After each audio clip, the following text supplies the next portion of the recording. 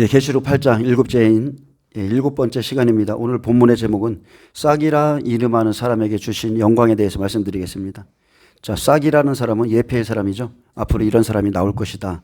자, 그 사람에게 주신 놀라운 영광이 있는데 그것을 하나하나 살펴보길 원합니다. 자, 계속해서 오늘 스가랴 6장을 이렇게 들어가는데요.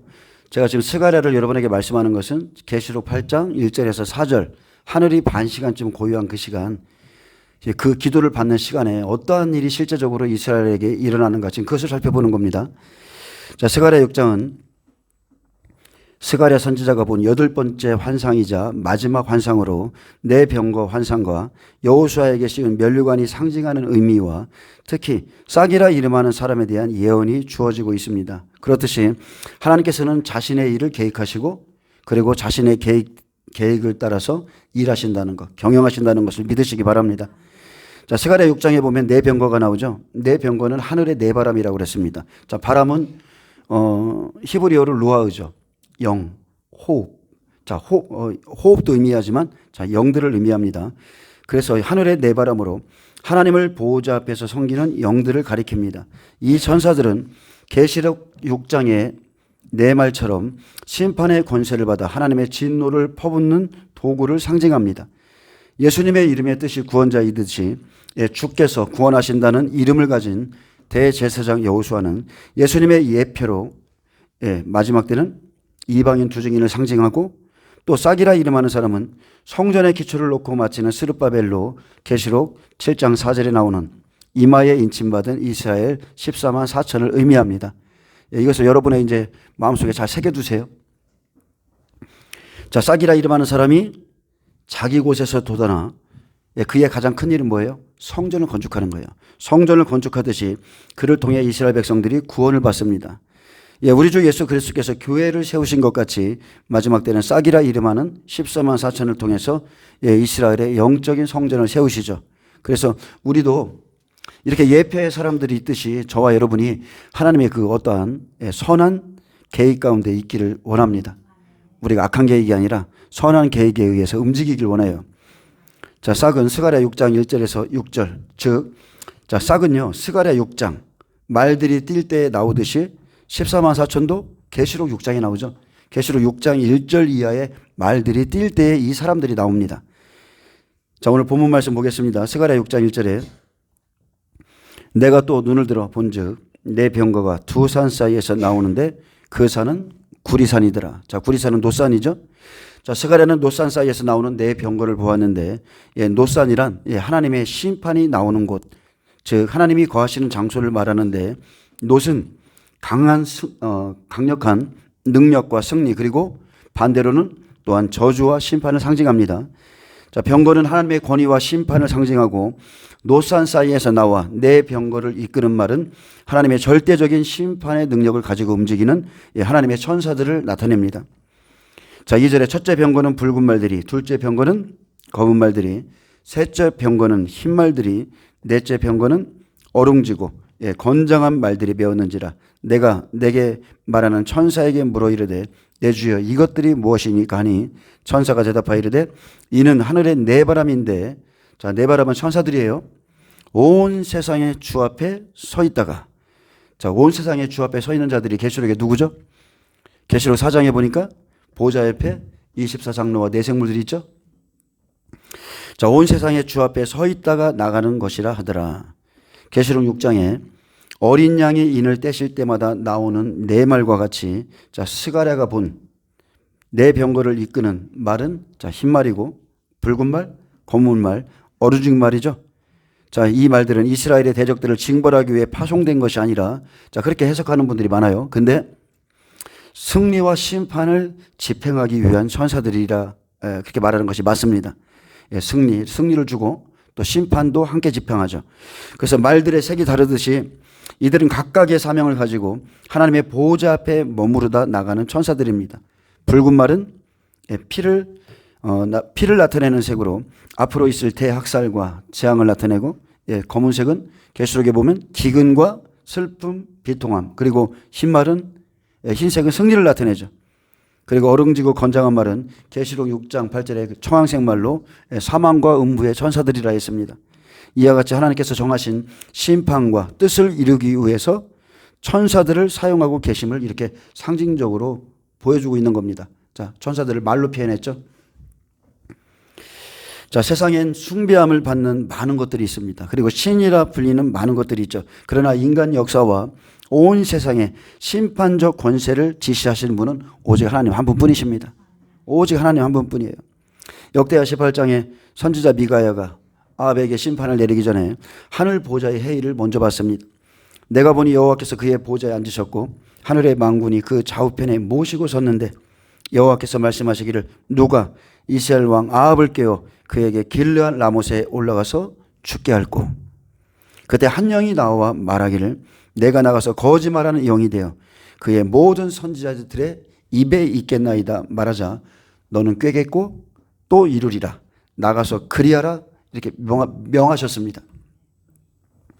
자, 그러자 거짓말하는 영이 한 영이 거짓말하는 영이 되어서 모든 아합의 선지자들의 입에 들어갔죠. 850명의 입에 다 거짓의 영이 들어갔어요.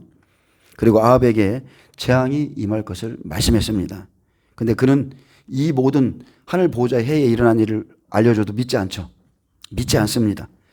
자, 하늘의 네 바람, 모든 영, 모든 천사들은 보호자에 계신 하나님의 명령을 받고 움직입니다.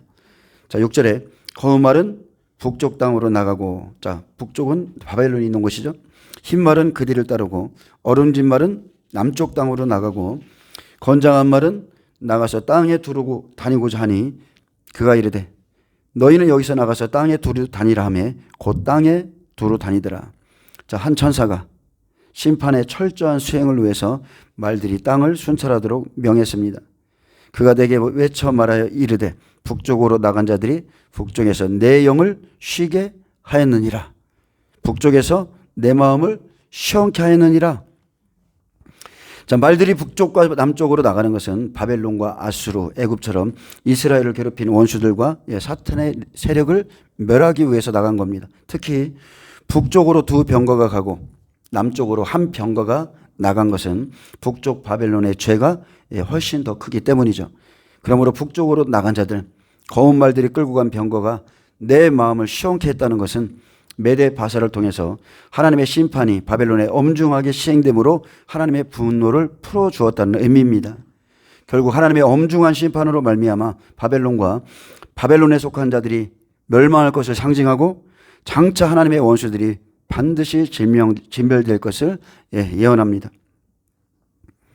승리를 상징하는 흰말이 북쪽 땅으로 따라 나갔듯이 바벨론의 하나님의 심판이 종결되고 그 택한 이스라엘 백성에게 구원과 해방 그리고 승리와 기쁨이 임할 것을 보여주고 있습니다. 이 예언은 실제 바사의 통치에 반대해서 반란을 일으키던 바벨론이 3년 후 완전히 멸망당하면서 성취되었고, 그러나 이것은 장차 올 대환란 기간에 있을 세상의 궁극적 패망에 대한 예언이기도 합니다. 마지막 때 있을 일이죠. 그날에 북쪽으로 나간 천사들이 생명 없는 자들, 우리 시대에는 생명 없는 가라지들을 쓸어버려서 하나님의 분노를 풀어줍니다. 자, 은혜시대 끝자락은 사사시대의 모습과 닮아있죠. 사사시대의 특징이 뭡니까? 이스라엘의 왕이 없으므로 그겁니다. 자, 왕이 없다는 것은 말씀이죠. 진리가 없다는 뜻이에요. 기준이 되는 게 없어요. 기둥이 되는 말씀, 진리가 기둥에 서 있지 않기 때문에 자, 12지파가 하나님의 뜻을 떠나서 그냥 각자의 소견대로 옳은 대로 생활하는 거예요. 각자의 소견에 옳은 대로. 근데 누구 하나 뭐라 하지 않습니다. 왜? 모든 이에게 진리가 없거든요. 그래서 은혜시대 끝도 마찬가지죠. 우리는 지금 에서보드 사빌라 7교회 살펴봤죠. 7교회 시대에도 지금의 시대예요. 환란 전 주님이 오시기 직전인데 지금 말씀이 신앙의 기준이 되지 않고 각자의 소견에 옳은 대로 마음대로 신앙생활하는 사람들이 굉장히 많습니다. 근데 그 사람들도 스스로 생각하기를 나는 잘하고 있다고 생각하죠. 나는 잘 가고 있다. 나는 지금 잘 준비되고 있다 생각하지만 자, 여기에 나오는 네 말처럼 환난 날에 이 네 말들이 각 사람에게 붙어봐야 나를 알게 되고 내 믿음의 실체, 나의 영적인 상태를 제대로 볼 수가 있어요. 여러분, 그날이 딱 되잖아요. 시작이 되면 자, 각자의 믿음에 따라 말들이 그 사람들에게 따라 붙습니다. 천사들이 따라 붙을 자에게 붙어요. 예, 달라붙습니다. 천사들이 달라붙어요. 자, 9절에 여호와의 말씀이 내게 임하여 이르시되 사로잡힌 자 가운데 바벨론에서부터, 자, 옛이름, 바벨론의 옛이름은 시날이죠. 시날 땅, 음녀가 나온 것이고, 자, 사로잡힌 자 가운데 바벨론에서부터 돌아온 헬데와 도비야와 여다야가 스냐의 아들 요시아의 집에 들어간다니 너는 이날에 그 집에 들어가서 그들에게서 받되. 헬데, 도비야, 여다야, 요시아는 사로잡힌 자 중 바벨론에서부터 돌아온 사람들입니다. 마지막 때 이런 사람들 있죠? 마지막 한일의 때 이런 사람들, 마지막 때 율법 성전, 많은 사람들이 율법 성전을 짓고, 자, 그 안에서 경배하고 예배하는데 그 안에 속하지 않기 위해서 복음으로 돌아오는 사람들이 이와 같습니다. 율법에서 복음으로 돌아오는 사람들. 자, 스가랴 2장 6절에서 7절에 보면 한 사람이 측량줄을 잡고 예루살렘을 측량할 때 하나님께서 외치게 했습니다. 오라 너희는 북방 땅에서 도피할지어다. 바벨론 성에 거주하는 시온아 이제 너는 피할지니라. 자, 왜 이렇게 말씀했습니까? 하나님께서 이스라엘을 축복의 땅으로 귀환시키고 회복시키며 이제 곧 북방 바벨론을 심판할 것이기에 이방 땅 바벨론에 거주하는 이스라엘 모든 백성은 다 귀국하라. 그곳에서 심판받지 말고 다 빠져나오라 이렇게 말씀했습니다. 마지막 때도 똑같습니다. 이 영적인 원리는 똑같아요. 두 증인이 이스라엘 땅에 들어가서 복음을 전하면 북방 땅, 생명 없는 곳에서 뛰쳐나오는 자들이 있죠. 예루살렘 성전은 보이는 율법 성전, 하나님이 원하시는 성전 아니에요. 짐승제사 드리는 것은 하나님 뜻 아닙니다. 그곳에서 나오는 자들이 있어요. 복음을 받고. 그래서 바벨론 성이 주는 복음, 소돔과 애국과 같으신 그 예루살렘에서 피할 자들이 있습니다. 만약 이것을 우리에게 적용시켜 본다면, 자, 바벨론에서부터 돌아오라는 것은 지금 일곱교회 시대에, 자, 종교적인 교회, 진리가 없는 교회, 말씀이 없는 교회, 생명 없는 교회의 모습을 보며 도망쳐 나오는 것과 같습니다. 마지막 때가 되면요, 하나님께서 구원받을 자들에게 많은 은혜를 주십니다. 그래서 주님이 오실 때가 되면 그것을 깨닫고 내가 더 이상 이렇게 살면 안 되겠다, 이 자각이 와요. 하나님이 그런 영적인 지각을 줘요. 바로 그날부터 사람들이 새롭게 준비되죠. 자, 어떤 분이 이런 말을 했어요. 암 환자에게 당신은 몇 개월밖에 못 삽니다. 자, 이렇게 의사가 선고해 주면 그 사람의 인생의 목적이 바뀌죠. 재물도 필요 없음을 알게 되죠. 그래서 가장 유익한 일을 막 찾아서 하잖아요. 요즘 유튜브 보니까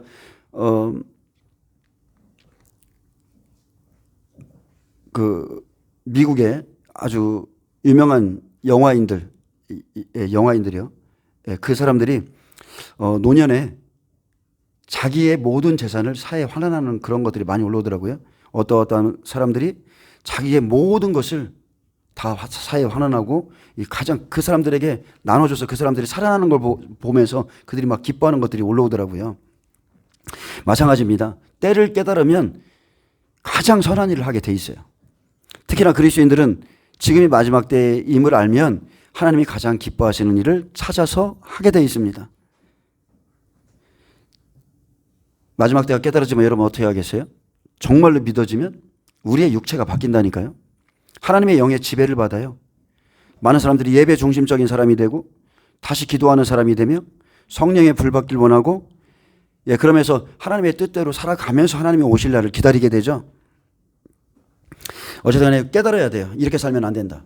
더 이상 내가 영적으로 이렇게 지치고 원수에게 짓밟히면 안 된다. 그러면서 사람들이 이제 나오죠. 자, 교회는 참으로 다양합니다.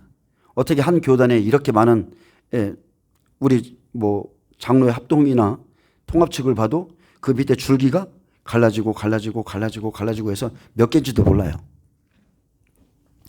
자, 모든 사람들이 똑같이 말합니다. 말씀합니다. 말씀이 안 맞아서 갈라져. 이건 아닌 것 같아서 갈라져. 우리 다 서로 만들어야 돼. 근데 말씀하지만 진리는 없습니다. 그런 교회 많습니다. 말씀하는데 진리가 없어요. 말씀하는데 가장 우리에게 필요한 성령의 역사가 일어나지 않는 교회도 있어요. 여러분, 말씀만 가지고 됩니까? 예수님의 12 제자들이 말씀만 가지고 됐어요? 성령이 임하시지 않고 성령의 역사가 없으면 말씀도 살아 움직이지도 않아요. 특히나 원수에게 이길 수가 없습니다. 성령이 없으면. 그리고 또 우리가 사대교회 봤죠. 살았다 하는 이름만 가졌지만 여전히 죄 가운데 죽은 자 교회 있죠. 첫사랑을 잊은 에베소 교회도 있고요. 대신에 그 첫사랑을 잃어버리고 행위와 수고와 열심과 옳고 그름 속에서 그렇게 가는 교회가 있어요. 마지막 때라 가면서 무조건 옳고 그름, 옳고 그름, 옳고 그름인데 그 안에 첫사랑 다 잃어버렸어요. 생명 없습니다. 그리고 진리를 버린 교회 있죠. 발람의 교훈, 니고달랑의 교훈으로, 음녀의 교훈으로, 이세벨의 교훈으로 대체한 교회도 있습니다. 자, 그래서 음녀 이세벨을 용납하고 그와 행음하는 교회도 실제 있습니다. 또 지금 이제 주님이 오실 때인데 여전히 지금이 은혜 시대임을 은혜 시대로 살아가는 사람들이 있어요. 종말 시대가 코앞에 왔는데 깨닫지를 못하고 여전히 은혜 시대의 사역 가운데 빠져서 예언하죠. 근데 그 중에서도 올바른 예언하면 좋겠지만 거짓 예언도 있고 거짓 환상, 점치는 영으로 여전히 지절거리면서 그런 일만 하는 교회들도 있습니다. 또 다른 복음, 다른 영, 다른 예수, 쉽게 말하면 우상 숭배하는 교회들이 있죠. 우상 숭배하는 교회들. 많은 사람들이 우상 숭배하면서도 자기들이 우상 숭배하는지 몰라요. WCC, 여러분 우상 숭배입니다. 그것을 받아들이고 그 안에서 그것을 지금 함께 가고 있다면 우상 숭배하고 있는 거예요. WCC도 WEA도 NCK도 여러분 이런 배도한 교회에서는 나오는 게 맞습니다. 그것은 그런 교회에서 나오는 것은 지금 북방 땅에서 돌아오는 것과 같고 바벨론에서 돌아오는 것이나 같습니다. 복음을 받은 이스라엘 백성 중에서 자 마지막 때 율법 성전을 짓지 않겠다. 나는 그게 아니라 하나님이 주신 복음을 받아들이고 예수를 받아들이겠다. 그렇게 돌아오는 자들이 있습니다.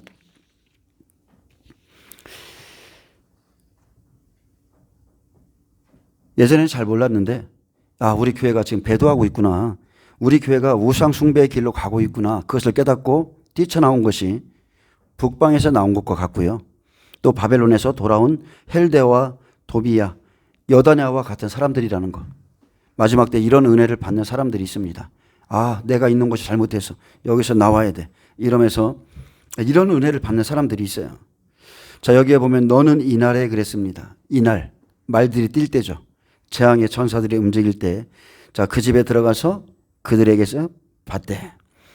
자, 바벨론에서 돌아온 자들의 대표를 딱 기록했는데 헬데, 도비야, 여다랴와 요시아입니다. 그들은 바벨론에 거하고 있으면서 성전 재건을 돕기 위해 바벨론에서 금과 은을 거두어 예루살렘에 가지고 온 유다인입니다.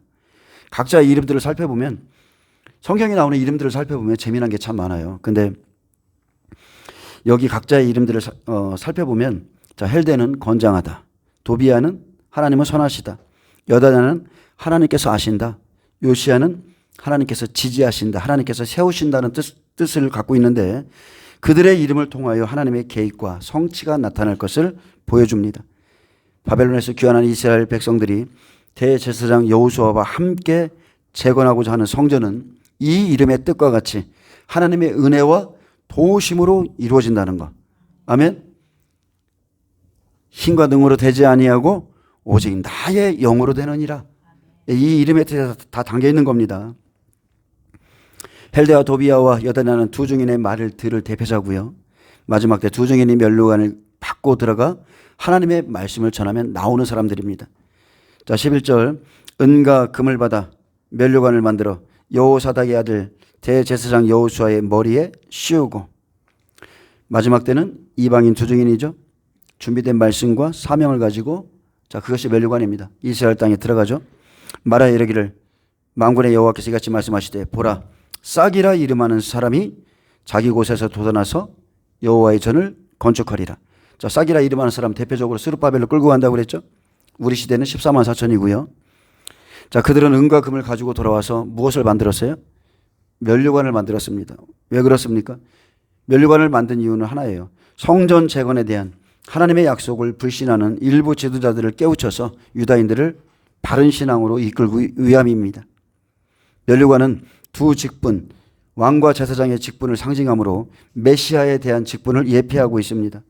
이것을 대제사장 여호수아의 머리에 씌운 것은 상징적인 의미로 오실 메시아 그리스도께서는 영원한 왕이며 제사장임을 뜻합니다. 여호수아가 이렇게 면류관을 받았으면 싹이라 이름하는 사람이 자기 곳에서 돋아나서 여호와의 전을 건축할 것이다. 이게 하나님의 뜻이에요. 바벨론 포로에서 귀환한 유다 백성들이 대제사장 여호수아의 지도 아래 성전을 재건하는 것은 장차 예수 그리스도께서 십자가에 죽으시고 3일 만에 부활하실 것을 의미합니다. 그리고 그에게서 싹이라는 사람이 나와 여호와의 전을 건축할 것은 성전 건축이 싹의 사역에서 가장 중요하다는 것을 보여주는데, 자, 이것은, 자, 1차적으로는 예수님이 이루셨죠. 이 성전을 헐라 내가 사흘 동안에 일으키리라 하신 것처럼 그의 죽으심과 부활을 통하여 신약의 교회가 세워질 것을 예언한 것입니다. 그래서, 자, 싹은 1차적 의미는 예수님이시고, 아멘. 그리고 그에게 속한 12제자죠. 예수님의 복음을 받은 12제자고요. 그리고 또 사도행전에서 택함을 입은 백성들입니다. 그들을 통해서 막 딸려 나오죠. 그 일이 마지막 때도 똑같이 일어납니다.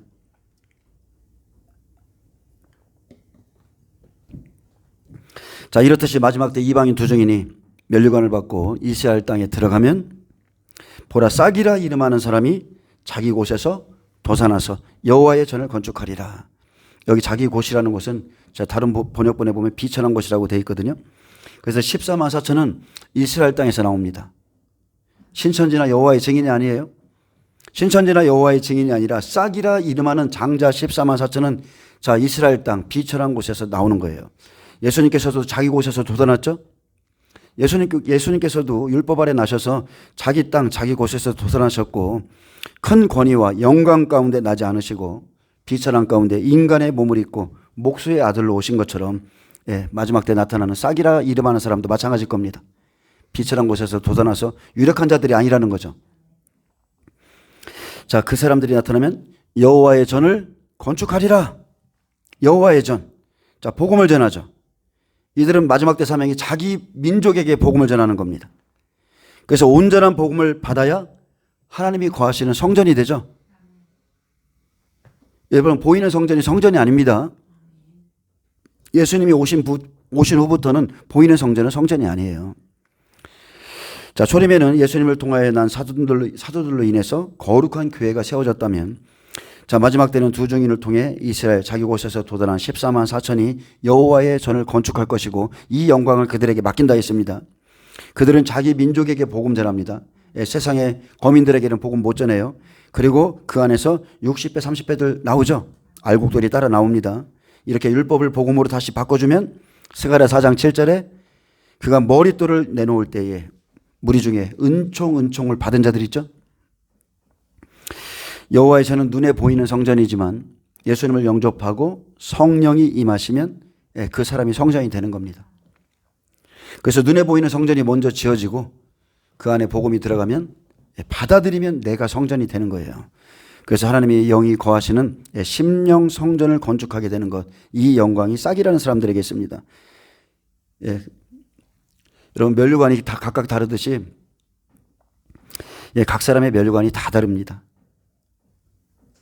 두 증인의 면류관은 1260일이죠. 말씀의 권세를 받은 사명이 그 사람들의 면류관이 될 것이고, 이방인 중 가장 성령으로 충만하고 말씀을 이룬 자를 보내는데, 자, 지식의 말씀이 아니라 생명을 실제 이룬 사람들, 말씀으로 생명 이룬 사람들, 말씀 가운데도 이 사람들이 말하면 생명의 역사가 일어나죠. 그리고 사명이라는 것은요, 각 사람의 면류관입니다. 사명을 받으면 힘들죠. 저도 목회자가 됐기 때문에 쉬지 않고 일하는 거예요. 왜냐하면 이게 내 사명이거든요. 세상 사람들이 나가서 직업을 가지고 일하듯이 목회자는 다른 게 할 게 없어요. 아무리 힘들어도 있어야 될 자리에 있어야 돼요. 그래서 사명은 각 사람의 면류관입니다. 이 땅에서는 힘들지 모르겠지만 하나님 나라에 들어가면 놀라운 면류관이 되죠. 자, 그래서 우리가 지금 계시록을 배우고 있는데 계시록을 듣고 배울 때 여러분이 이것을 생명으로 받으셔야 돼. 가르치기 위한 준비가 아니라 그냥 듣고 준비하는 게 아니라 내가 생명을 이루고 변화받기 위해서 여러분이 준비하셔야 돼요. 빛이 들어온 만큼 어둠이 나갑니다. 이것은 영적인 원리예요.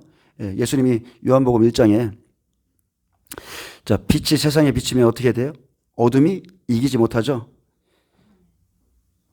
시편 119편 130절은 말합니다. 주의 말씀을 열면 빛이 비치어 우둔한 사람들을 깨닫게 하나이다. 말씀을 열면, 저는 이거 실제 경험했거든요. 말씀을 열면 빛이 비치어 우둔한 사람들을 깨닫게 하나이다. 그래서 빛이 너무 자주 비쳐서 성경을 닫아버렸더니 그 다음부터 빛이 안 와요. 그리고 81절은 말합니다. 나의 영혼이 주의 구원을 사모하기에 피곤하오나 나는 주의 말씀을 바라나이다. 구원은 오직 말씀에 있습니다. 오직 말씀에 있어요.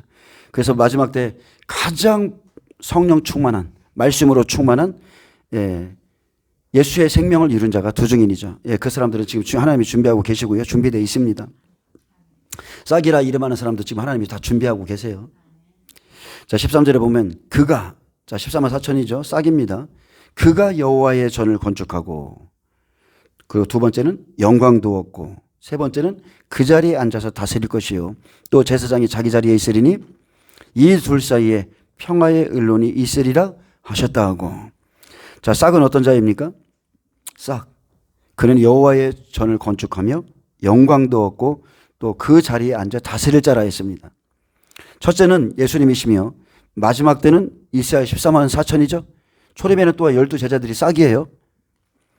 마지막 때는 이스라엘 14만 4천입니다. 그가 여호와의 전을 건축하고 영광도 얻습니다. 이스라엘 14만 4천이 자, 초림의 모습이랑 똑같다고 보시면 돼요. 예수님께서 사역하신 복음 시대 지나면 사도행전 시대가 하면 싹이라 이름하는 사람이 나와서 자기 곳에 이렇게 복음 전하듯이, 자, 이렇게 복음 전하고 여호와의 전을 건축함으로, 자, 심령 성전이죠. 여호와의 전을 건축함으로 얻는 영광은 휴거 영광입니다. 우리 교회가 그렇게 원하는 휴거의 영광. 여러분, 교회는 휴거 안 돼요. 절대로 안 됩니다. 자, 이들은 죽음을 보지 않고 살아서 보좌로 올라가는 영광을 받습니다. 누가요? 싹이라 이름하는 사람. 14만 4천 이스라엘 백성이에요. 이스라엘 백성. 이스라엘, 그것도 하나님의 종들. 100배, 믿음의 100배. 보좌에서 다스릴 자. 그래서 영광도 얻고라는 뜻은 왕으로서의 영광과 명예를 얻는다는 의미입니다. 그 자리에 앉아서 다스린다는 것은 실제적 왕으로서의 주기를 가리키는데 이는 왕의 권한을 행사하게 될 것이라는 뜻입니다. 싹이라는 자에게 통치하고 다스릴 보호자의 축복과 권세를 주신다고 약속했습니다. 바로 그들이 예수님과 함께 왕의 권한을 가지고 다스릴 자로서, 자, 계시록 7장 보호자에 있는 자들이며 또 계시록 11장 11, 12절에 마지막 7자 나팔에 죽은 자들이 부활할 때 하늘로부터 음성이 나서 이리로 올라오라 하죠. 그때 죽었다 살아난 자들과 함께 휴거될 자들이죠. 그래서 휴거자 14만 4천은 예수를 죽인 피값을 치른 자손들입니다. 이 사람은 분명히 성경에 이스라엘 백성이라고 그랬고요. 이스라엘 백성이며 죽었다 살아난 자들이기에 복음을 받아 성전을 건축하는 싹에겐 죽음을 보지 않고 하늘로 끌어올려지는 영광과 함께 보좌에 다스리는 권세를 주신다고 약속했습니다. 놀라운 권세죠. 그냥 우리 막 교회가 휴거돼, 다 휴거. 여러분, 그것은 아예 복음을 진짜 잘못 전하는 거예요. 너무나 잘못 전하는 거예요. 데살로니가전서 2장 19절에서 20절. 우리의 소망이나 기쁨이나 자랑의 면류관이 무엇이냐? 그가 강림하실 때 우리 주 예수 앞에 너희가 아니냐? 너희는 우리의 영광이요 기쁨이니라. 또 빌립보서 4장 1절에 그러므로 나의 사랑하고 사모하는 형제들, 나의 기쁨이요 면류관이 사랑하는 자들아, 이와 같이 주 안에 서라. 누가 말하고 있는 거예요? 바울이, 복음 전파자인 바울이 말하고 있는 거예요. 싹에게 주신 영광과 같이 목회자는 저도 지금 기다리는 게 딱 그날이거든요. 주께서 강림하실 때 모든 성도들이 아니라 주 안에 선 성도들, 주 안에 선 성도들이 나의 기쁨과 자랑의 면류관이 되는 겁니다. 그리고 성도는 서로가 서로에게 면류관이 되죠. 여러분은 서로가 서로에게 면류관이 돼요. 목회도, 여러분 목회를 보세요. 내가 생명을 이룬 만큼 사람이 와요. 내가 준비된 만큼 하나님은 준비된 자를 붙여주시죠. 아니, 이제 영적인 젖 먹는 어린아이를 갖다 놓으면 알아듣지도 못해요. 그렇기 때문에 내가 준비된 만큼, 내가 원하는 만큼, 내가 어떤 나라를 사모하는 만큼 생명 있는 자를 붙여주셔서 함께 다스리게 하는 겁니다. 이해되시죠? 또 제사장이 자기 자리에 있으리니 이 둘 사이에 평화의 언론이 있으리라 하셨다 하고, 자, 이때는 언제입니까? 주님께서 계시는 보좌에 가서 있게 될 일이죠. 제사장과 왕의 사이에 평화의 언론이 있게 됩니다. 이것은 정말로 놀라운 영광입니다. 영원한 제사장은 예수 그리스도십니다.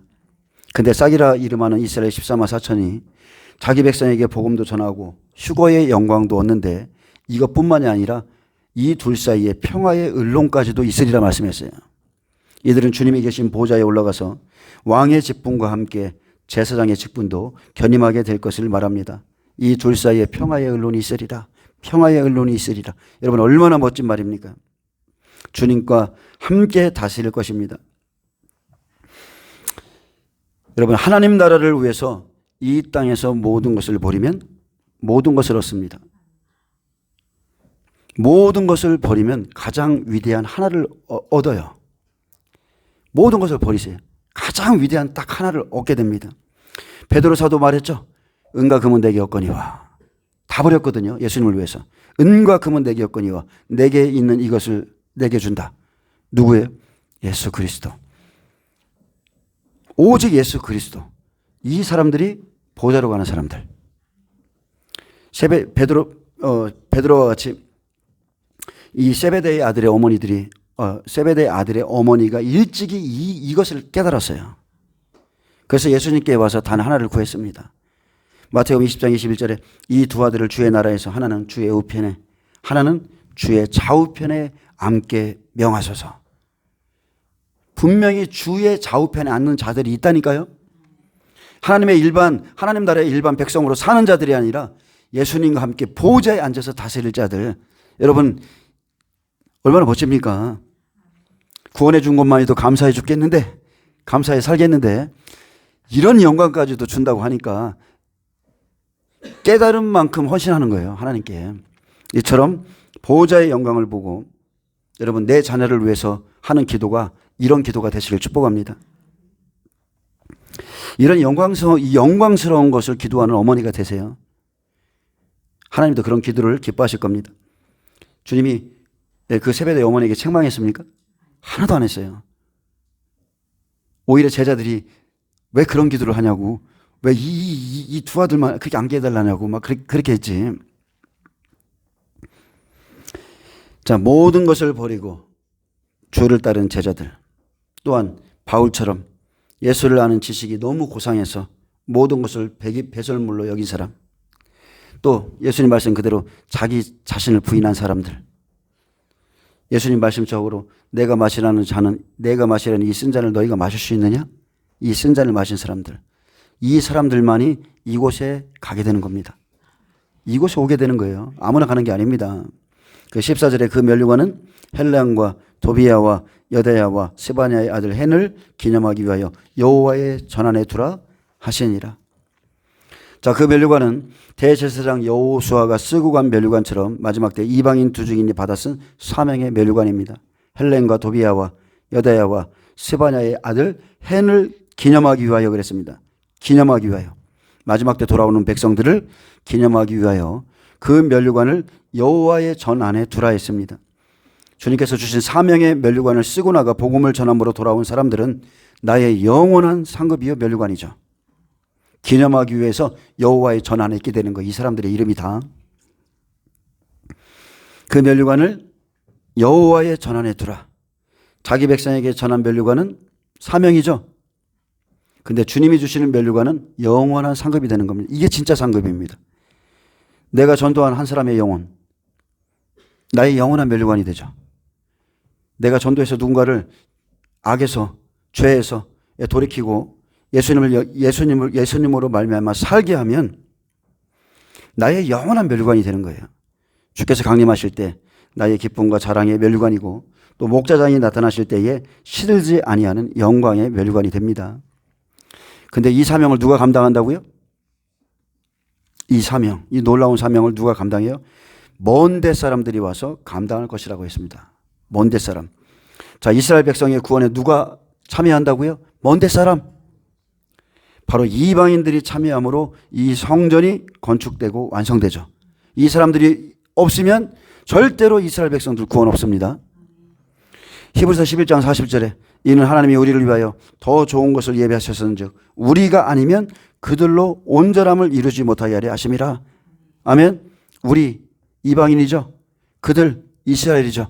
그래서 마지막 때 반드시 먼 데 사람들이 와서 복음을 전해줘야 그들이 구원받는 게 하나님의 뜻입니다.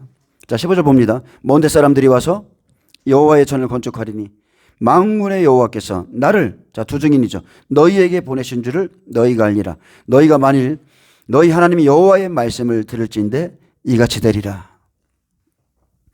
먼 데 사람들이 와서 여호와의 전을 건축하는 것은 확실히 이방인 두 증인입니다. 복음을 통해서, 자, 복음을 가지고 들어가서, 자, 심령 성전을 건축하러 가죠.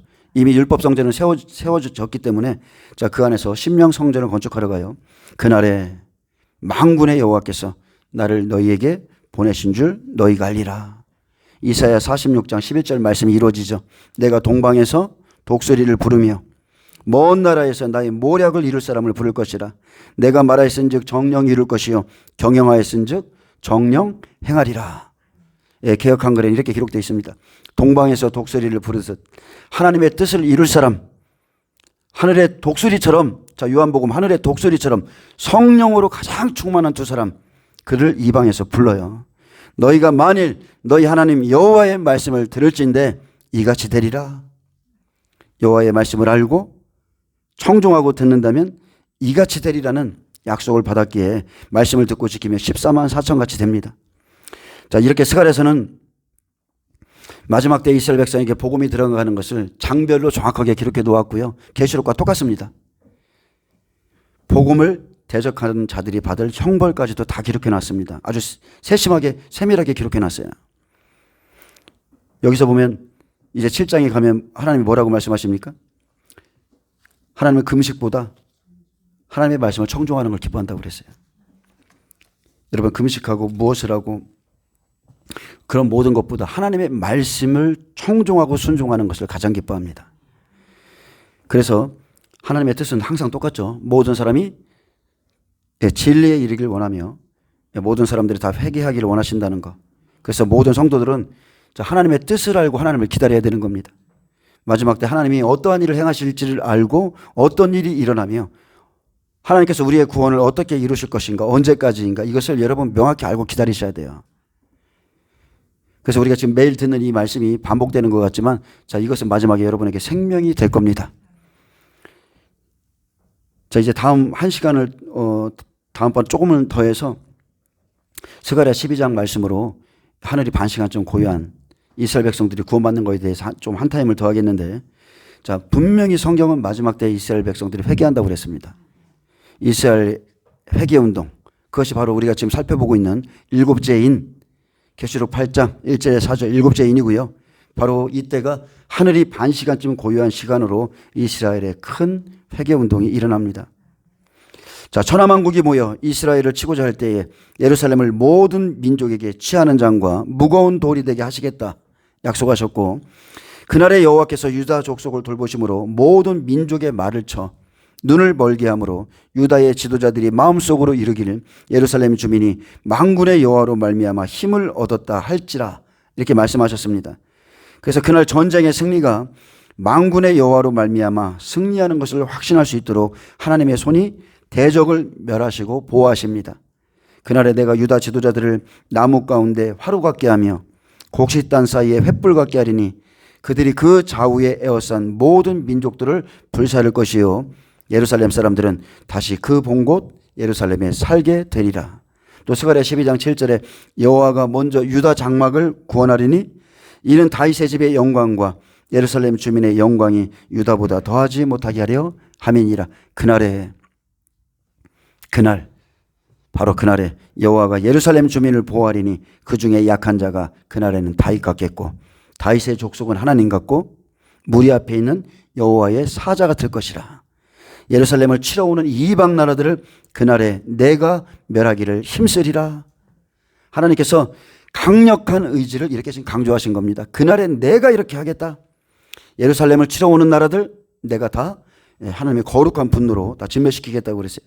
자, 이러한 때에 이방 나라들이 쳐들어오는 때에 바로 하늘이 반 시간쯤 고요할 때에 싹이라는 사람이 어떻게 나오는가를 이렇게 지금 계속 반복적으로 설명하고 있는 겁니다. 아멘. 자, 이제 하나님이 행하실 일이 눈앞에 보이죠? 우리는 더욱더 이스라엘을 주목하고 이스라엘을 위해서 기도하고 그리고 나라와 민족을 위해서도 여러분 기도해 주시기를 바랍니다. 기도하겠습니다. 주님 감사합니다. 하나님, 우리가 눈앞에 닥친 현실과 상황만 보지 않게 해주시고 이 어려운 때에 특히나 나라가 너무나 어지럽습니다.